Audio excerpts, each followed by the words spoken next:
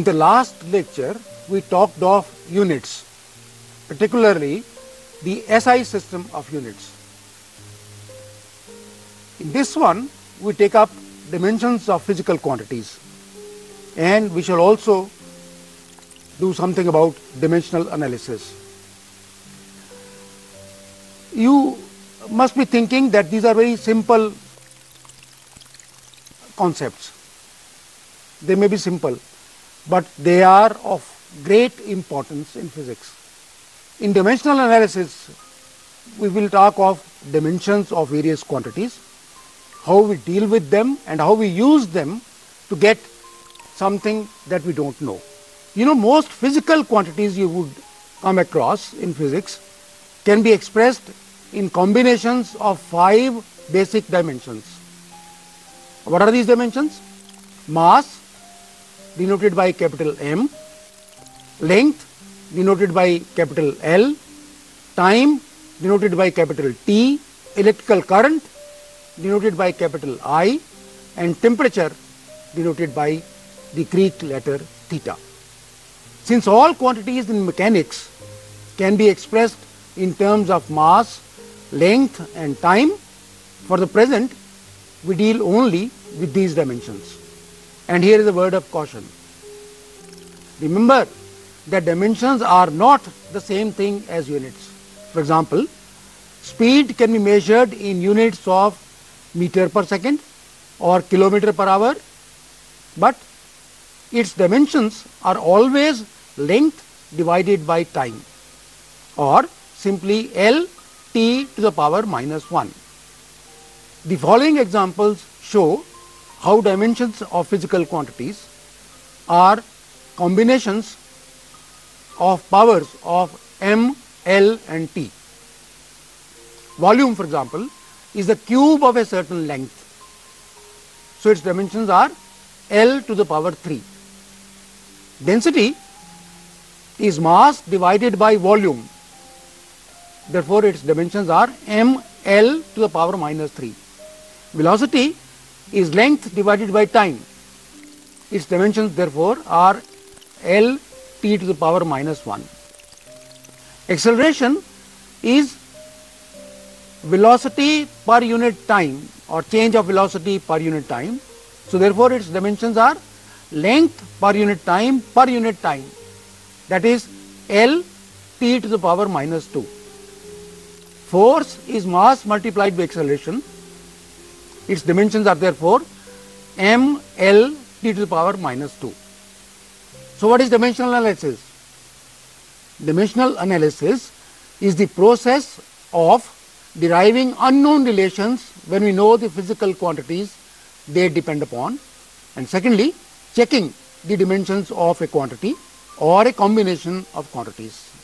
One of the important principles of dimensional analysis is that each term on two sides of an equation must have the same dimensions. Dimensional analysis helps us in checking the accuracy of equations, getting the dimensions of a quantity using an equation. The following examples illustrate the use of dimensional analysis. You already know that the mechanical energy of a particle of mass m can be written in two different ways. One is half mv squared and the other is mgh, where m is the mass of the particle, v is its velocity, g is the acceleration due to gravity, and h is the height of the particle from the Earth's surface. Since the two expressions represent the same quantity, namely energy, their dimensions must be the same. We prove this by actually writing the dimensions of the two expressions. The dimension of m is capital M, and the dimension of velocity is a length divided by time, or L t to the power minus 1. The acceleration being velocity divided by time, its dimensions are L t to the power minus 2. Since acceleration due to gravity is an acceleration, its dimensions are also L t to the power minus 2. The height being a distance or length its dimension is L. So, let us write down dimensions of half mv squared are ml t minus 1 to the power 2 or ml square t to the power minus 2. Dimensions of mgh are ml t to the power minus 2 into L, or again ml square t minus 2. You can see that both are obviously the same because we are dealing with the same quantity, namely energy. In fact, once we have the dimensions of a quantity like energy, we can apply them anywhere, whether the energy is heat energy, electrical energy, chemical energy, nuclear energy, atomic energy, whatever the nature of energy, its dimensions will always be the same as we have derived earlier. Let us take an example. The energy of a photon is equal to h times nu, where h is constant and nu is the frequency of the photon. Dimensions of energy being known, we have just derived them, ml square t minus 2, that is the frequency being 1 by t or t to the power minus 1.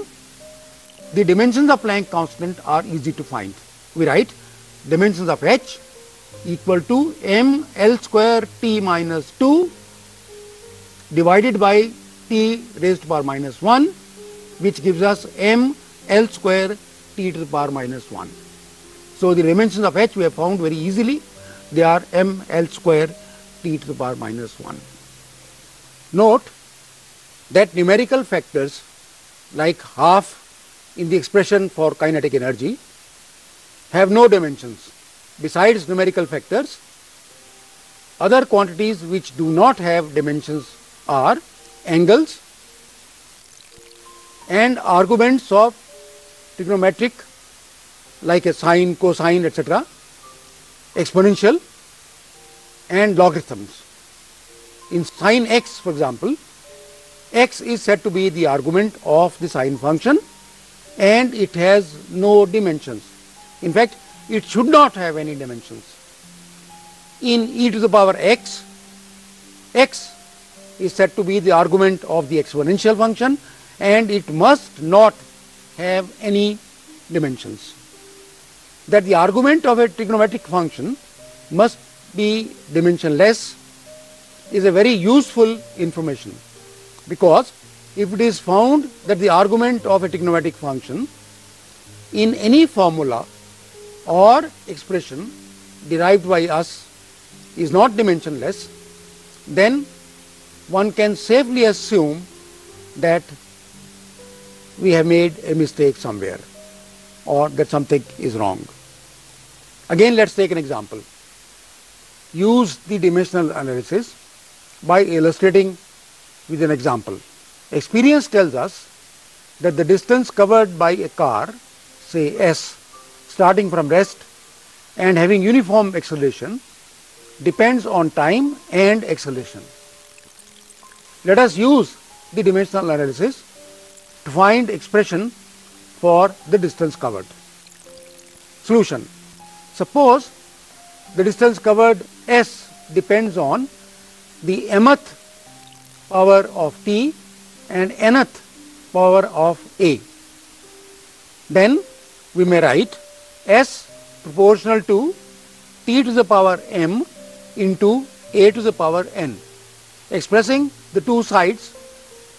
Now in terms of dimensions, we get L to the power 1, t to the power 0, m to the power 0 is proportional to t to the power m into L t minus 2 whole to the power n, or L to the power 1, t to the power 0, m to the power 0 is proportional to t to the power m minus 2n into L to the power n. Now we compare the powers on the two sides of the equation and we get easily that n must be equal to 1 and m must be equal to 2. So we have s proportional to a t square. This is important. This is as far as we can go with dimensional analysis. Dimensional analysis does not help us in getting the numerical factors since they have no dimensions. To get the numerical factors, we must get input either from experiment or from theory. We have already learnt that the arguments of trigonometric and exponential functions must be dimensionless. Let me give you an example. In radioactive decay, for example, you write the equation n after time t is equal to n0, where n0 is the initial number, e to the power minus lambda times t. Now, the argument of the exponential function must have no dimensions. That means lambda times t must be dimensionless, which means that the decay constant lambda must have the dimensions of 1 by t. That means it must be expressed in second inverse or seconds to the power minus 1.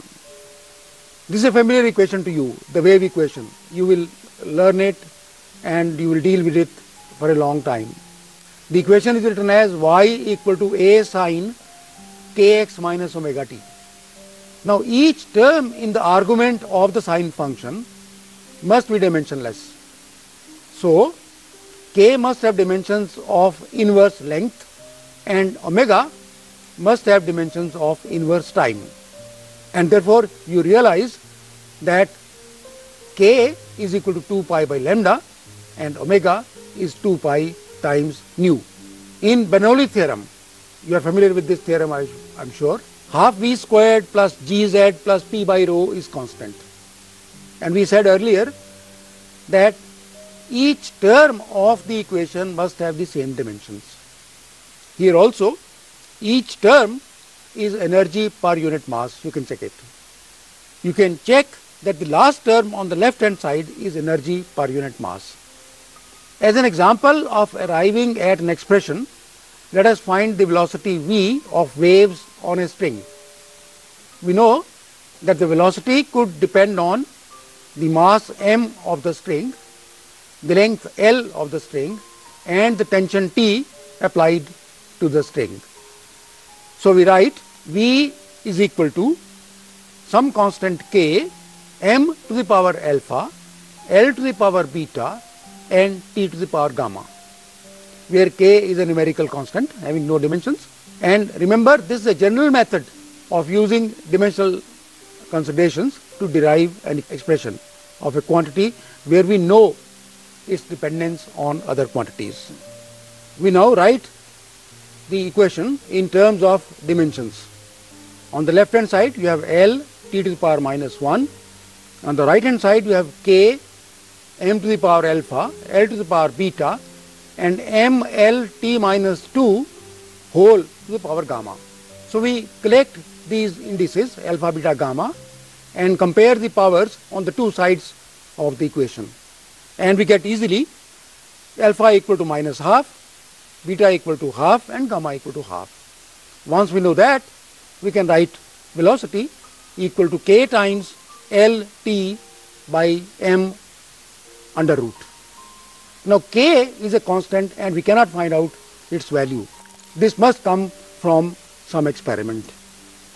So far we have learnt the importance of dimensions and dimensional analysis. Let us see how dimensional analysis can help you in getting answers to questions. This question I have taken from the medical entrance examination conducted by the CBSE. Power dissipated in an LCR circuit connected to an AC source of EMF E is, and there are 4 options. And the solution is easy. You know that power has dimensions E squared by R.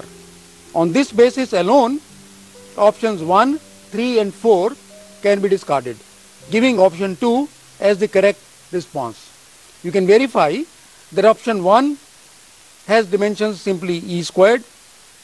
Option 3 has again dimensions of E squared and 4 has dimensions of E squared times R. All wrong. Only 2 2 is the correct option. In the next lecture of this series, we shall deal with errors in measurement.